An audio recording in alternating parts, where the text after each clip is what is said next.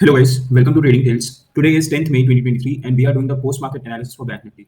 इस वीडियो में हम डिस्कस करने वाले हैं कि आज बैंक निफ्टी ने पूरे दिन मूवमेंट कैसे करा और हमने कहां-कहां पे कौन से ट्रेड्स पंच करे. So without wasting any time, let's get started. तो अगर आपको याद होगा कल मैंने आपको बताया था कि यहाँ पे जो आपका एक लेवल आ रहा है, यहाँ पे 43,200 का एक लेवल था. तो हम पहले इसको मार्क कर लेते हैं. हम पहले ये चीज़ डिस्कस करते हैं कि हमने कल क्या प्लान करा था और हमने आज उसके अकॉर्डिंग एक्ट कैसे करा. तो यहाँ पे 43,600, ठीक है. ये मैंने आपको कहा था कि ये जो आपका जोन बन रहा है 43,600 से लेके 43,200 तक, ये एक नो ट्रेडिंग जोन है क्योंकि यहाँ पे मार्केट या तो रेंज में फंस सकता है या तो मार्केट वोलेटाइल हो सकता है. ठीक है, ये सबसे पहला पॉइंट मैंने आपको बताया था. और जो हमारा प्लान था आज के लिए वो सेलिंग का प्लान था. बाइंग का प्लान हमारे लिए तभी था जब मार्केट 43,600 के ऊपर ओपन होके अगर फर्स्ट 5 मिनट या 15 मिनट की कैंडल क्लोज करती तो मैं वहां पे बाइंग का सोचता, लेकिन यहाँ पे मेरा कोई बाइंग का प्लान था ही नहीं. अब मार्केट में क्या होता है सुबह, मैं थोड़ा इसको जूम करता हूँ.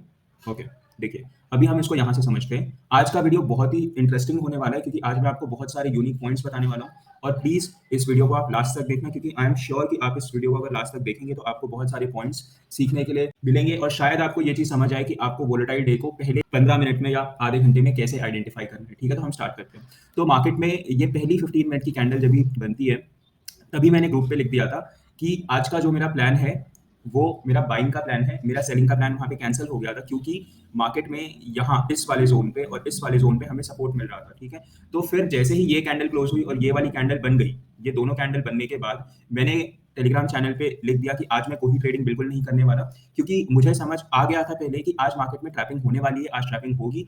ठीक है, तो यहाँ पे फर्स्ट कैंडल बनी, यहाँ पे सेकंड कैंडल बनी. ठीक है, और ये दोनों कैंडल्स बनने के बाद जो एक नॉर्मल बिगिनर है, हम ये सेम चीज को 5 मिनट के चार्ट पे देखते हैं. देखिए यहाँ पे, ठीक है, ये हमारा चार्ट है.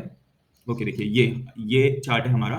फर्स्ट 15 मिनट की कैंडल यहाँ तक होगी और सेकंड 15 मिनट की कैंडल यहाँ तक होगी. तो मार्केट में जो भी बिगिनर होगा, बिगिनर को क्या लगा होगा कि यहाँ पे ये 5 मिनट की कैंडल है, ये रेड कैंडल ने ब्रेक कर दिया इसको, यहाँ से अब मार्केट एक डाउन ट्रेंड में ही चला जाएगा. देखिए ऐसा होता है, ठीक है, ये मैं डिनाई नहीं कर रहा, नहीं होता है, लेकिन ये तब होता है ना जब मार्केट में कोई बहुत बड़ी न्यूज हो. आपको अगर याद होगा कि ये सेम चीज हुई थी मार्केट में. फर्स्ट नेगेटिव कैंडल बनी थी 25 जनवरी को, जिस दिन हमारा अडानी का न्यूज आया था, वो हिंडनबर्ग रिपोर्ट वाला. आप चार्ट को जाके चेक करिएगा, सेम ऐसा ही चार्ट पैटर्न था. यहाँ पे पिछले दिन आपकी सेलिंग हुई थी और यहाँ पे बाइंग हुई थी. तो मैं आपको एक बहुत ही यूनिक पॉइंट बताता हूँ आज. जब भी आपका पहला 5 मिनट का कैंडल अगर रेड कैंडल बना है और दूसरा जो कैंडल है उसको अगर ब्रेक कर रहा है, या फर्स्ट कैंडल आपका रेड कैंडल बना है 15 मिनट का और वो दूसरा जो कैंडल उसको ब्रेक कर रहा है, वो मार्केट को बहुत नीचे लेके जाएगा, नहीं लेके जाएगा, ये आपको कैसे पहचानना है. अगर पिछले वाले दिन सेलिंग हुई है, लगातार ही सेलिंग हुई है, कोई बाइंग नहीं है, कुछ नहीं है, तो उस ब्रेकडाउन के सक्सेसफुल होने के चांस 90% तक बढ़ जाते हैं, 90% तक. लेकिन अगर यहाँ पे प्रीवियस डे बाइंग हुई है और बाद में सेलिंग आई है तो वो वाला ब्रेकआउट शायद फेल भी हो सकता है, या हमें ये चीज भी दिख सकती है कि निचले लेवल पे बायर्स हैं और बाइंग कहीं से भी आ सकती है. ठीक है, तो अब हम इसको थोड़ा डीप में और समझते हैं. इसीलिए मैंने इस ब्रेकडाउन पे बिल्कुल भी ट्रेड नहीं करा. उसके दो मेन फैक्टर्स थे. पहला मेन फैक्टर ये था कि यहाँ पे पिछले दिन बाइंग भी हुई थी, सेलिंग भी हुई थी, मतलब दोनों लोग ही यहाँ पे इस वाले जोन पे इंटरेस्टेड थे. दूसरी चीज, अगर हम चार्ट को लेवल्स के पर्सपेक्टिव से थोड़ा सा एनालाइज करें तो प्राइस यहाँ पे बहुत नीचे आ चुका था और इसके पहले यहाँ से बाइंग हुई थी. तो मतलब यहाँ पे बायर्स प्रेजेंट थे और यहाँ पे भी बायर्स प्रेजेंट थे. और यहाँ पे इस कैंडल पे मेरा स्टॉप लॉस बहुत बड़ा बन रहा था 200 पॉइंट का, प्लस प्राइस आपका एकदम नीचे वाले लेवल पे था. तो यहाँ पे मेरा सेलिंग में बिल्कुल भी इंटरेस्ट नहीं था. मेरा जो इंटरेस्ट था वो सिर्फ बाइंग में था, लेकिन वो भी तब होता जब मार्केट अगर 43,600 के ऊपर ओपन होता due to some good news, तो मैं वहां पे सोचता कि हाँ मैं यहाँ पे सेलिंग करूंगा. लेकिन यहाँ से मेरा बाइंग का भी कोई प्लान बिल्कुल नहीं था, बिकॉज आई न्यू कि यहाँ से बायर्स भी ट्रैप होंगे एक पॉइंट पे जाके, क्योंकि इस वाले जोन में सेलर्स भी प्रेजेंट है और इस वाले जोन में बायर्स भी प्रेजेंट है. तो यहाँ पे हमने बात करी सेलिंग की कि पहले 15 मिनट में, पहले हाफ एन आवर में मार्केट बहुत ज्यादा नीचे गिर चुका था. तो जब तक कोई न्यूज ना हो मार्केट में, कोई ऐसा एक्सटर्नल फैक्टर ना हो जो उस चीज को प्रमोट कर रहा है, तब तक आपको ऐसे ब्रेकडाउन्स पे बिल्कुल ट्रेड नहीं करना है. और तब तो आपको बिल्कुल भी नहीं करना है जब आपको पिछले दिन या उसके पिछले दिन कोई ना कोई सपोर्ट दिखाई दे रहा है, क्योंकि बहुत बार ना कुछ डेज हमारे दिमाग में रह जाते हैं और हम सोचते हैं कि ये डे आज तो होने ही वाला है, लेकिन आपको उस दिन के इवेंट्स को भी याद रखना है कि उस दिन क्या हुआ था. 25 जैन का आप अगर चार्ट देखेंगे तो 25 जैन 2023 का जो चार्ट है उसमें साफ साफ जो है हमारी न्यूज के वजह से वो चीज हुई थी. और आज कोई न्यूज थी नहीं मार्केट में. आज आपका जो ऑटो सेक्टर था, सुबह मैं चेक कर रहा था, उसके अच्छे ओपनिंग के वजह से आज हमारा जो निफ्टी का ओपन हुआ था. ठीक है, तो यहाँ पे कोई ऐसा खराब न्यूज कुछ था ही नहीं. तो यहाँ पे इस ब्रेकडाउन को कहीं ना कहीं जाके फेल होना ही था. अब आप इसको 5 मिनट के चार्ट पे समझिए कि यहाँ पे मान लीजिए कि कोई पी बायर है, उसने यहाँ पे जो है शॉर्ट करा होगा या उसने यहाँ पे शॉर्ट करा होगा। अब उस बायर को लग क्या रहा होगा कि यहाँ से मार्केट फटाफट फटाफट फटाफट नीचे जा रहा है, ठीक है। नीचे जाने के बाद जो समझदार होगा उसने यहाँ पे कर लिया होगा प्रॉफिट। लेकिन देखिए पता है होता क्या है, मैं आपको साइकोलॉजी समझाता हूँ। यहाँ पे जब आपका ट्रेड प्रॉफिट में होता है ना, आप वहां से निकलोगे नहीं जल्दी थिंकिंग कि ये ट्रेड तो मेरा प्रॉफिट में जा रहा है, मैं प्रॉफिट में ही रहूंगा। जब हम प्रॉफिटेबल होते हैं, जब हम बिगनर होते हैं, तो ये लगता है कि मार्केट अब हमारे फेवर में ही जाता रहेगा, यहाँ से वो घूम ही नहीं सकता। लेकिन एक्चुअल में क्या हुआ, यहाँ पे ये बहुत ही फास्ट मूव आया और उसने यहाँ पे सबके स्टॉप लॉस किया और स्टॉप लॉस करने के बाद वो धीरे-धीरे मूव करने लगा। जैसे ये मूव आया, बिगिनर को क्या लगा होगा कि यहाँ पे क्या हो रहा है, बाइंग हो रहा है, ठीक है। तो अब हम वापस 15 मिनट के चार्ट चलते हैं। मैं क्यों बार-बार 5 से 15 मिनट कर रहा हूँ, बिकॉज़ आपको दोनों टाइम फ्रेम पे मैं अब चीज़ें समझाने की कोशिश कर रहा हूँ। जब मैं पहले चार्ट एनालिसिस करता था आपके साथ, तो मैं सिर्फ 5 मिनट का टाइम फ्रेम यूज़ करता था। अब मैं 15 और 5 दोनों को यूज़ कर रहा हूँ। तो आप धीरे-धीरे चीज़ों को समझोगे, आपको समझ आएगा कि लाइव मार्केट में दोनों चार्ट्स को कैसे आपके एडवांटेज के लिए यूज़ करना है, ठीक है। तो यहाँ पे जो सेलर्स ने ट्रैप हो गए, यहाँ पे डोजी बनी और मार्केट ने ठीक पिछले वाला जो दिन है उसके ऊपर से ही देखिए ये आपका पिछले दिन का सपोर्ट यहाँ पे आ रहा है कहीं पे, ठीक है। यहाँ से बायर्स आए थे, तो ये जो जोन है, ये जो जोन पूरा है, ये बायर्स का जोन था। जैसे ही मार्केट ने जोन को टच करा, यहाँ से बायर्स वापस एक्टिव हो गए और ये सारे सेलर्स, भले ही ये मूव कितना ही ल्यूक्रेटिव आपको दिख रहा हो दिखने में, लेकिन जब तक ये मूव आपके चार्ट में नहीं, सॉरी आपके अकाउंट में कैप्चर नहीं हुआ है, तब तक ये मूव भले कितना ही अच्छा दिखे, लेकिन आपके लिए उस मूव का कोई भी मतलब नहीं है, ठीक है। तो आपको ये सारी चीज़ों से थोड़ा दूर रहना है और आपको रियलिस्टिक चीज़ों में बिलीव करना है। आपको ऐसी चीज़ों में बिलीव करना है जो आप सच में कर सकते हो। चार्ट पे वो चीज़ मूव हो रही है, बहुत अच्छी बात है, लेकिन क्या वो पैसा आप अपने अकाउंट में कन्वर्ट कर पा रहे हो? वो चीज़ इंपॉर्टेंट है और जिस दिन आप वो चीज़ करना सीख जाओगे, आप अपने आप प्रॉफिटेबल बन जाओगे। तो यहाँ पे बाइंग आती है और बाइंग आने के बाद जैसे कि हमने डिस्कस करा था कि 43,600 के ऊपर ही हम बाइंग के लिए सोचेंगे, लेकिन यहाँ पे बाइंग हो रही थी। आज मार्केट में यहाँ पे लोगों को दिखाया जा रहा था कि बहुत बाइंग हो रही है, बहुत बाइंग हो रही है।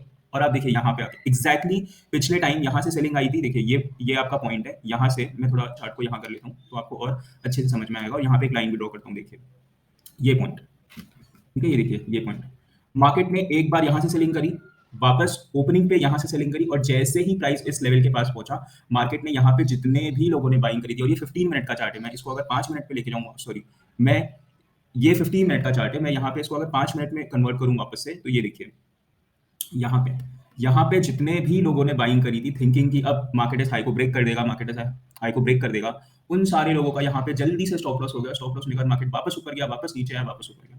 तो ये पूरा जो आपका डे था, आज पूरा जो आपका डे था वो एक वोलेटाइल डे था और ये हमने पहले 15 मिनट्स में ही आइडेंटिफाई कर लिया था। कैसे आइडेंटिफाई किया वो मैं आपको वापस बताता हूँ। देखिए यहाँ पे आपकी फर्स्ट कैंडल जो है 15 मिनट की कैंडल यहाँ पे बनती है। जैसे ही ये फर्स्ट कैंडल बनी, आप लॉजिकली सोचिए कि आप ट्रेड कब लोगे। आप ट्रेड तब लोगे जब मार्केट इस जोन के नीचे ट्रेड करने लगेगा। लेकिन अगर आपका पॉइंट इस जोन के नीचे ट्रेड करने तक बहुत नीचे जा चुका है, तो वो जोन सेलिंग के लिए है ही नहीं। बिकॉज हमने हमेशा ये पॉइंट पे बात करी है कि मार्केट में हमेशा जो है हमें सेलिंग कहाँ से करनी है, ऊपर वाले लेवल से, और बाइंग कहाँ से करनी है, नीचे वाले लेवल से।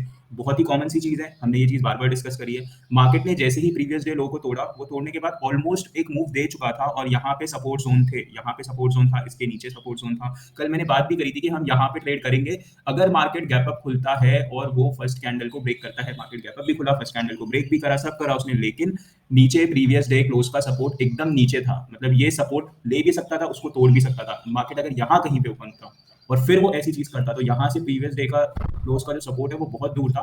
तो हम वहां पे थोड़ा सा सोच सकते थे टारगेट के बारे में, लेकिन यहाँ पे तो बहुत पास में है। जब ये बहुत पास में है ऑलरेडी, तो वहां पे ट्रेड लेने का कोई सेंस बन नहीं रहा था। उसको छोड़ के यहाँ पे आपका स्टॉप लॉस भी बहुत ज्यादा बड़ा हो रहा था। यहाँ पे 200 पॉइंट्स का स्टॉप लॉस आ रहा था, तो यहाँ पे भी कोई सेंस नहीं बन रहा था। प्लस और ये बहुत नीचे लेवल पे था, तो हमें नीचे लेवल पे सेलिंग करनी नहीं थी। अनलेस एंड अनटिल कोई न्यूज मार्केट में फ्लोट कर रही है तो हम उसके बारे में सोच सकते हैं, नहीं तो हमें उसके लिए सेलिंग करनी नहीं थी। यहाँ पे आपके सपोर्ट जोन थे, मार्केट ने सपोर्ट लिया, बायर्स को भी ट्रैप करा और वापस से ट्रैप करने के बाद वो धीरे धीरे ऊपर चला गया।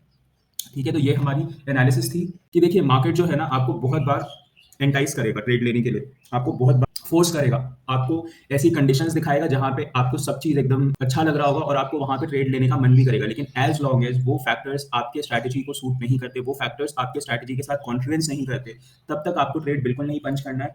भले आप हफ्ते में 1 दिन ट्रेड करो, भले आप हफ्ते में 2 दिन ट्रेड करो, लेकिन आपको ट्रेड तभी पंच करना चाहिए जब वो आपके फैक्टर्स के साथ वो चीजें अलाइन कर रही है। प्रॉफिट और लॉस एक बहुत ही अलग चीज है, वो उसका आउटकम है, लेकिन आपके हाथ में क्या है? आपके हाथ में तो है ना कि आप एटलीस्ट एक अच्छा ट्रेड ले सकते हो, आप एक बेस्ट ट्रेड ले सकते हो, वो चीज आपके हाथ में है। आप लॉन्ग टर्म के बारे में थोड़ा सा सोचो कि आपको मार्केट में ज्यादा टाइम के लिए टिके रहना है और ज्यादा टाइम तक टिके रहने के लिए आपके अकाउंट में पैसे होना बहुत जरूरी है। अगर आप अनवांटेडली कहीं पे भी रोज रोज ट्रेड करोगे तो एक छोटा छोटा अमाउंट भी अगर डिडक्ट हो रहा है, 500 रुपए भी डिडक्ट हो रहे हैं पर लॉट या 600 रुपए भी डिडक्ट हो रहे हैं पर लॉट, ये एक लॉट पे बहुत छोटा अमाउंट लगता है हमें, लेकिन ये चीज़ अगर रोज़-रोज़ होगी ना, तो ये कहीं न कहीं आपकी कंडीशनिंग को खराब कर रहा है, आपके कॉन्फिडेंस को खराब कर रहा है। बीइंग अ ट्रेडर आपके माइंडसेट को खराब कर रहा है। ये अमाउंट बहुत ही छोटा अमाउंट है, लेकिन इससे जो आपका कॉन्फिडेंस है वो एकदम ज़ीरो पे आ जाएगा। आपको यही फ़ील होगा कि आप जभी भी ट्रेड करते हो आपका लॉस ही होता है। तो आपको वो सारी चीज़ों से बचने के लिए ही आपको कुछ रूल्स बनाने पड़ेंगे, वो रूल्स कुछ भी हो सकते हैं। मैंने आपको ये कभी नहीं कहा कि आपको सिर्फ़ मेरे रूल्स फ़ॉलो करने हैं या आपको कोई एक्स पर्सन के रूल्स फ़ॉलो करने चाहिए, बिकॉज़ आई फ़ील कि हर एक ट्रेडर का टेम्परामेंट अलग होता है, उसकी साइकोलॉजी अलग होती है, उसके सोचने का तरीका अलग होता है। मैं इस चार्ट को एक दूसरे तरीके से देखता हूँ, आप उस सेम चार्ट को कोई और पर्सपेक्टिव से देख रहे होंगे। तो इसलिए आपको जो भी सूट करता है, आप उस हिसाब से पहले एक सिस्टम बनाओ कि आपके पास, देखिए, ये मैंने आपको बहुत पहले यूट्यूब पे बताया था कि आपके पास कम से कम 3 स्ट्रैटेजीज़ होनी चाहिए। एक स्ट्रैटेजी होनी चाहिए कंटिन्यूएशन मार्केट के लिए, एक स्ट्रैटेजी आपके पास होनी चाहिए रिवर्सल मार्केट के लिए और एक स्ट्रैटेजी आपके पास होनी चाहिए कि आप रेंज बाउंड और वोलेटाइल डेज़ को आइडेंटिफाई कर सको। अगर आपके पास ये तीनों स्ट्रैटेजीज़ हैं, तो आप मार्केट में आराम से प्रॉफिटेबल रह सकते हो। तब मार्केट को बहुत ही दिक्कत होगी आपके प्रॉफिट को आपसे स्नैच करने के लिए, बिकॉज़ आपको ये भी पता है कि मार्केट कौन से दिन वोलेटाइल हो सकता है और कौन से दिन वो रेंज में जा सकता है। देखिए, हर चीज़ की जो प्रोबेबिलिटी होती है ना, वो 50-50 होती है। शायद मैं आज गलत भी हो जाता और शायद मार्केट आज वोलेटाइल बिल्कुल नहीं होता, वो ट्रेंडिंग हो जाता। वो एक पार्ट था, ठीक है। लेकिन जब आपको कोई फैक्टर दिखाई दे रहा है मार्केट में, तो आपको आपके इंस्टिंक्ट को ट्रस्ट करना है और आपको उसको ही प्ले आउट करना है। आपको बिल्कुल भी इन्फ्लुएंस नहीं होना है चार्ट्स को देख के कि ये प्राइस बहुत ही नीचे जा रहा है।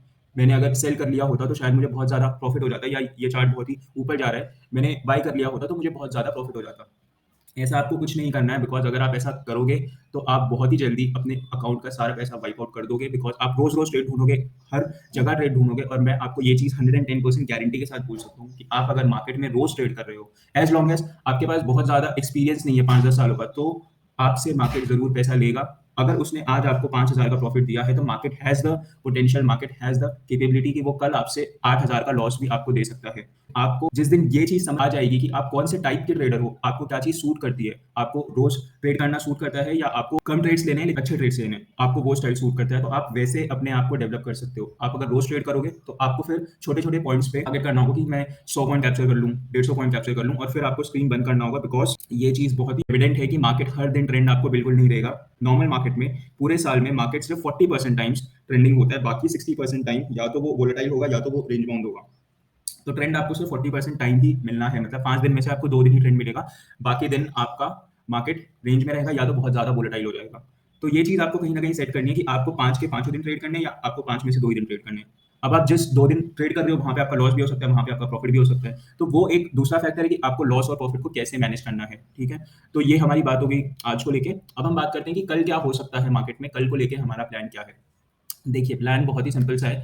यहाँ पे हमारे पास ज़ोन्स पहले से आइडेंटिफाइड है, ठीक है? तो यहाँ पे आपका 43,600 को है जो है, हम वापस से यहाँ पे मार्क कर लेते हैं। ये आपका 43,600 का लेवल है। मार्केट यहाँ से रेजिस्टेंस ले चुका है बहुत बार। मार्केट ने यहाँ पे रेजिस्टेंस लिया, मार्केट ने वापस इसको क्रॉस नहीं कर पाया और अब मार्केट नया रेजिस्टेंस ले रहा है। यहाँ से देखिए, ये एक आपका नया रेजिस्टेंस है, इसके ऊपर यहाँ रेजिस्टेंस है, फिर यहाँ रेजिस्टेंस है। मार्केट को ये सब क्रॉस करना पड़ेगा। जब तक मार्केट ये सब क्रॉस नहीं करता, तब तक मार्केट ऊपर नहीं जाएगा अच्छे से। तो कल के लिए भी जो मेरा प्लान है, कल के लिए भी जो मेरा प्लान है वो बहुत ही सिंपल सा प्लान है कि देखिए, मैं बाइंग में तब तक इंटरेस्टेड नहीं हूँ जब तक आपका प्राइस 43,600 के ऊपर नहीं जाके सस्टेन करता, वो भी स्टार्टिंग पहले 5 या 15 मिनट में, क्योंकि मेरे लिए इस डे की फर्स्ट कैंडल, चाहे वो 5 मिनट की हो, वो 15 मिनट की हो, वो बहुत इंपॉर्टेंट कैंडल होती है। इसलिए मेरा ये सोचना है कि प्राइस को अगर सस्टेन करना है, अगर उसको एक ट्रेंडिंग मूव देना है, मैं यहाँ पे ट्रेंडिंग मूव की बात कर रहा हूँ, मैं यहाँ पे छोटे-मोटे मूव्स की बात बिल्कुल नहीं कर रहा। तो मार्केट को एक अगर ट्रेंड देना है, तो ट्रेंड देने के लिए मार्केट को इसके ऊपर ओपन होके वो अगर सस्टेन करता है, तो ही हमें एक अच्छा ट्रेड मिल सकता है कॉल के साइड का। नहीं तो मार्केट अब क्या कर सकता है कि मार्केट में यहाँ पे रेजिस्टेंस है, यहाँ पे रेजिस्टेंस है, यहाँ पे भी रेजिस्टेंस है। तो मार्केट अगर इस ज़ोन के बीच में कहीं भी आपको बाइंग कैंडल दिखा रहा है, तो आपको एंटाइस नहीं हो जाने कि हाँ, अब यहाँ से बाइंग आने वाली, बिकॉज़ आपको ये चीज़ याद रखनी है कि मार्केट में इस वाले ज़ोन पे और इस वाले ज़ोन्स पे जब तक सेलर्स प्रेज़ेंट हैं, वो मार्केट को नीचे की तरफ धकेल सकते हैं, ठीक है?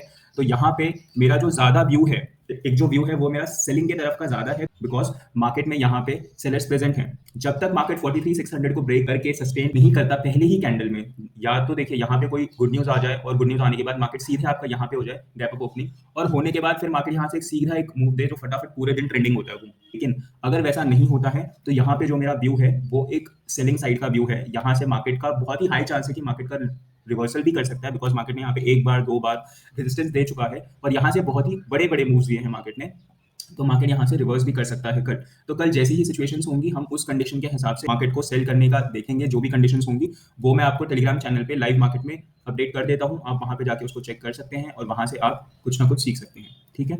तो कल के लिए हमारा प्लान बहुत ही सिंपल है। आई होप आपको ये वीडियो बहुत अच्छे से समझ आ गई होगी। आपको समझ आया होगा कि मैंने वोलेटिलिटी को कैसे आइडेंटिफाई करा। मैंने कैसे पहले ही 15 मिनट्स में आइडेंटिफाई कर लिया था कि आज मार्केट आपका वोलेटाइल हो सकता है। ठीक है? तो आई होप आपको ये कंटेंट पसंद आया होगा। अगर आपको ये कंटेंट पसंद आया है तो आप वीडियो को लाइक करिए, चैनल को सब्सक्राइब करिए और अगर आपने अब तक टेलीग्राम चैनल नहीं जॉइन करा है और आप वहाँ से कुछ सीखना चाहते हैं तो आप उसको भी जॉइन कर सकते हैं। That's completely free. वहाँ पे कोई साइन अप या आपको कुछ नहीं करना। आपको बस लिंक पे क्लिक करना है और वहाँ पे जाके आपको चैनल में जॉइन हो जाना है। वहाँ पे आपको जो भी मेरे चार्ट्स के लेवल होते हैं वो सब मैं आपको लाइव मार्केट में अपडेट करता रहता हूँ कि मैं लाइव मार्केट में खुद कैसे ट्रेड करता हूँ। ठीक है? तो आज के वीडियो के लिए बस इतना ही। मिलते हैं नेक्स्ट वीडियो में। तब तक के लिए आप अपना ध्यान रखिए, ट्रेडिंग करते रहिए and thank you so much for watching this video.